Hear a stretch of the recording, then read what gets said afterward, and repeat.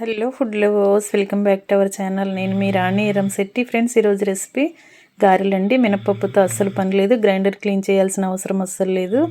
1 cup Bombay రవ్వని mixie జార్లో వేసి బాగా గ్రైండ్ చేసుకుని గిన్నెలోకి వేసుకోండి.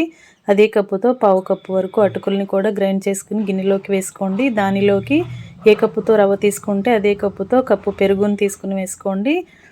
ఒక 10 నిమిషాలు బాగా కలిపిన తర్వాత 10 నిమిషాలు నానబెట్టుకుని పక్కన పెట్టుకోండి.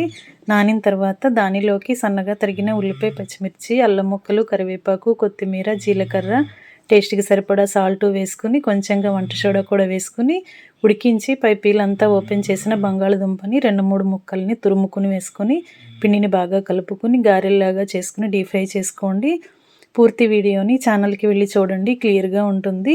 ఇంగ్రీడియంట్స్ అన్ని ప్రాసెస్ అంతా క్లియర్గా ఉంటుంది, లేదా రిలేటెడ్ వీడియోలో లింక్ అనేది ఉంటుంది, ఓపెన్ చేసి చూడండి. Thanks for watching.